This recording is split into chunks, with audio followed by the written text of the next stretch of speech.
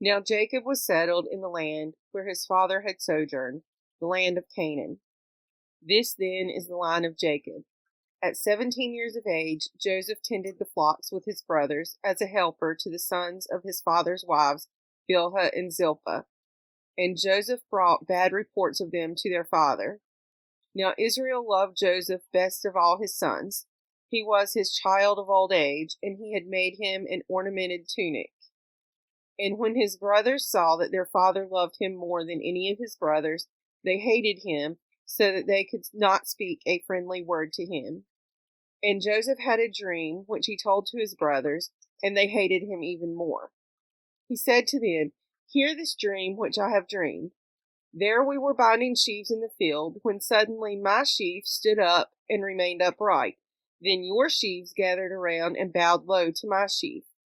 His brothers answered, "Do you mean to reign over us? Do you mean to rule over us?"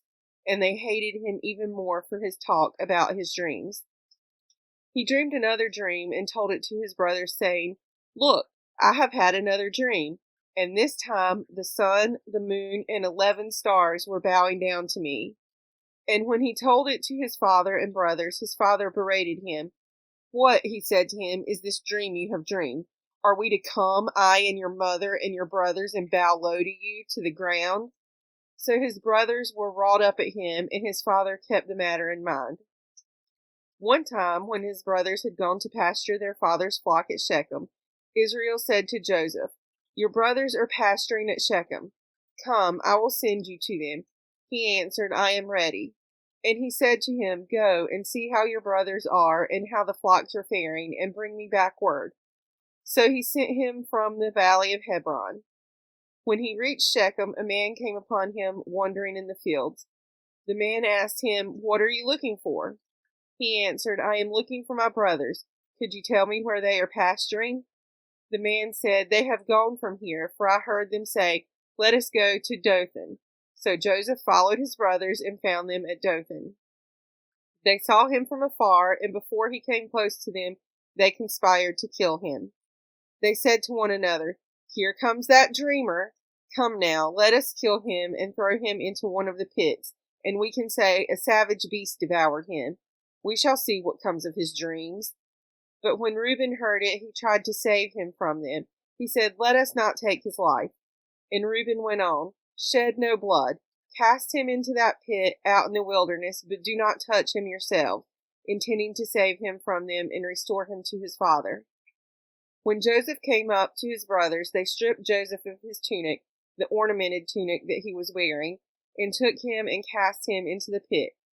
The pit was empty. There was no water in it. Then they sat down to a meal. Looking up, they saw a caravan of Ishmaelites coming from Gilead, their camels bearing gum, balm, and laudanum to be taken to Egypt. Then Judah said to his brothers, "What do we gain by killing our brother and covering up his blood? Come, let us sell him to the Ishmaelites, but let us not do away with him ourselves. After all, he is our brother, our own flesh." His brothers agreed. When Midianite traders passed by, they pulled Joseph up out of the pit.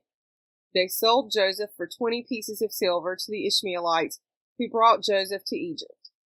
When Reuben returned to the pit and saw that Joseph was not in the pit, he rent his clothes. Returning to his brothers, he said, "The boy is gone. Now what am I to do?"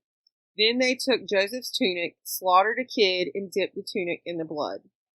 They had the ornamented tunic taken to their father, and they said, "We found this. Please examine it.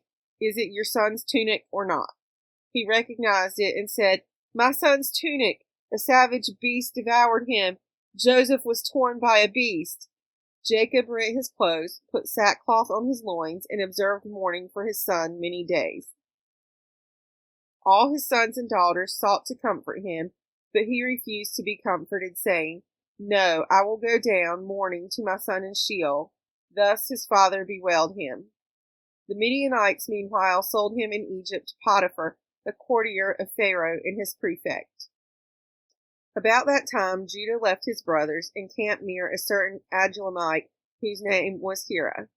There Judah saw the daughter of a certain Canaanite whose name was Shua, and he took her into his household as wife. and cohabited with her. She conceived and bore a son, and he named him She conceived again and bore a son, and he named him Onan. Once again she bore a son, and named him Shelah. He was at Chezib when she bore him. Judah got a wife for his firstborn. Her name was Tamar. But Judah's firstborn, was displeasing to Adonai, and Adonai took his life. Then Judah said to Onan, "Join with your brother's wife, and do your duty by her as brother-in-law, and provide offspring for your brother." But Onan, knowing that the offspring would not count as his, let the semen go to waste whenever he joined with his brother's wife, so as not to provide offspring for his brother. What he did was displeasing to Adonai, who took his life also. Then Judah said to his daughter-in-law Tamar, "Stay as a widow in your father's house until my son Shelah grows up," for he thought he too might die like his brothers. So Tamar went to live in her father's house. A long time afterwards Shulah's daughter, the wife of Judah, died. When his period of mourning was over, Judah went up to Timnah to his sheep shearers, together with his friend Hira the Adullamite. And Tamar was told, "Your father-in-law is coming up to Timnah for the sheep shearing." So she took off her widow's garb, covered her face with a veil, and wrapping herself up, sat down at the entrance to Enaim, which is on the road to Timnah, for she saw that Shelah was grown up, yet she had not been given to him as wife. When Judah saw her, he took her for a harlot, for she had covered her face. So he turned aside to her by the road and said, "Here, let me sleep with you," for he did not know that she was his daughter-in-law. "What," she asked, "will you pay for sleeping with me?" He replied, "I will send a kid from my flock." But she said, "You must leave a pledge until you have sent it." And he said, "What pledge shall I give you?" She replied, "Your seal and cord, and the staff which you carry." So he gave them to her and slept with her, and she conceived by him. Then she went on her way. She took off her veil and again put on her widow's garb. Judah sent the kid by his friend the Adullamite to redeem the pledge from the woman, but he could not find her. He inquired of the council of that locale, "Where is the prostitute, the one at Enaim by the road?" But they said, "There has been no prostitute here." So he returned to Judah and said, "I could not find her. Moreover, the local council said, 'There has not been a prostitute here.'" Judah said, "Let her keep them, lest we become a laughing stock. I did send her this kid, but you did not find her." About 3 months later, Judah was told, "Your daughter-in-law Tamar has played the harlot. In fact, she is pregnant from harlotry. Bring her out," said Judah. "She should be burned." As she was being brought out, she sent this message to her father-in-law, "It's by the man to whom these belong that I'm pregnant." And she added, "Examine these. Whose seal and cord and staff are these?" Judah recognized them and said, "She is more in the right than I, inasmuch as I did not give her to my son Shelah," and he was not intimate with her again. When the time came for her to give birth, there were twins in her womb. While she was in labor, one of them put out a hand, and the midwife tied a crimson thread on that hand to signify, "This one came out first." But just then it drew back its hand, and out came its brother, and she said, "What a breach you have made for yourself." So he was named Perez. Afterward his brother came out, on whose hand was the crimson thread. He was named Zerah. When Joseph was taken down to Egypt, Potiphar, a courtier of Pharaoh, and his prefect, a type of Egyptian official, bought him from the Ishmaelites who had brought him there. Adonai was with Joseph, and he was a successful man, and he stayed in the house of his Egyptian master. And when his master saw that Adonai was with him, and that Adonai lent success to everything he undertook, he took a liking to Joseph. He made him his personal attendant, and put him in charge of his household, placing in his hands all that he owned. And from the time that the Egyptian put him in charge of his household, and of all that he owned, Adonai blessed his house for Joseph's sake, so that the blessing of Adonai was upon everything that he owned, in the house and outside. He left all that he had in Joseph's hands, and with him there he paid attention to nothing save the food that he ate. Now Joseph was well built and handsome. After a time his master's wife cast her eye upon Joseph and said, "Lie with me." But he refused. He said to his master's wife, Look, with me here, my master gives no thought to anything in this house at all, and he owns everything he has placed in my hands. He wields no more authority in this house than I, and he has withheld nothing from me except yourself, since you are his wife. How then could I do this most wicked thing and sin before God? And much as she coaxed Joseph day after day, he did not yield to her request to lie beside her, to be with her. One such day he came into the house to do his work, none of the household being there inside. She caught hold of him by his garment and said, "Lie with me." But he left his garment in her hand and got away and fled outside. When she saw that he had left it in her hand and had fled outside, she called out to her servants and said to them, "Look, he had to bring us a Hebrew to dally with us.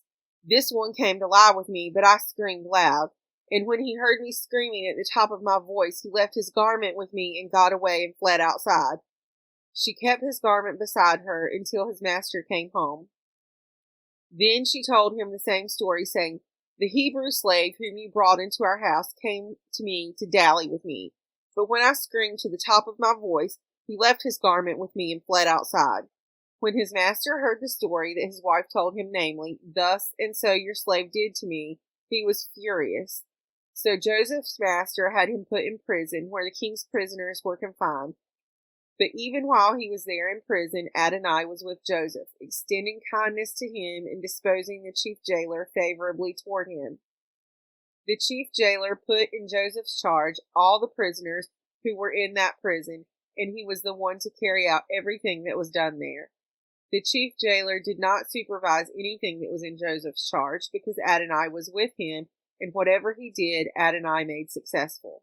Sometime later, the cupbearer and the baker of the king of Egypt gave offense to their lord, the king of Egypt.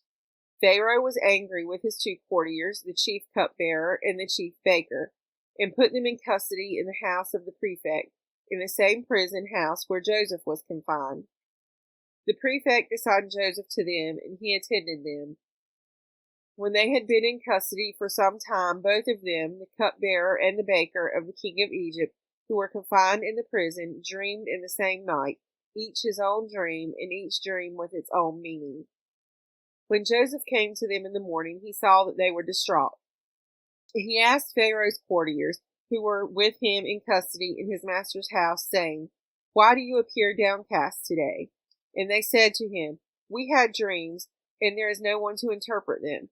So Joseph said to them, "Surely God can interpret. Tell me your dreams." Then the chief cupbearer told his dream to Joseph. He said to him, "In my dream there was a vine in front of me. On the vine were 3 branches. It had barely budded when out came its blossoms, and its clusters ripened into grapes.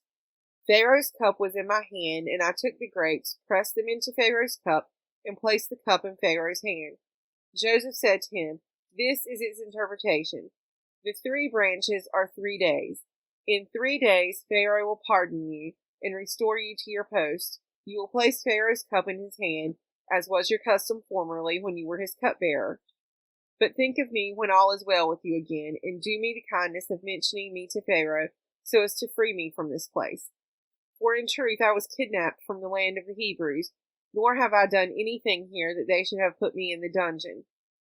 When the chief baker saw how favorably he had interpreted, he said to Joseph, "In my dream, similarly, there were 3 open-work baskets on my head. In the uppermost basket were all kinds of food for Pharaoh that a baker prepares, and the birds were eating it out of the basket above my head." Joseph answered, "This is its interpretation. The 3 baskets are 3 days. In 3 days Pharaoh will lift off your head and impale you upon a pole, and the birds will pick off your flesh. On the 3rd day, his birthday, Pharaoh made a banquet for all his officials, and he singled out his chief cupbearer and his chief baker from among his officials. He restored the chief cupbearer to his cupbearing, and he placed the cup in Pharaoh's hand. But the chief baker he impaled, just as Joseph had interpreted to them. Yet the chief cupbearer did not think of Joseph. He forgot him.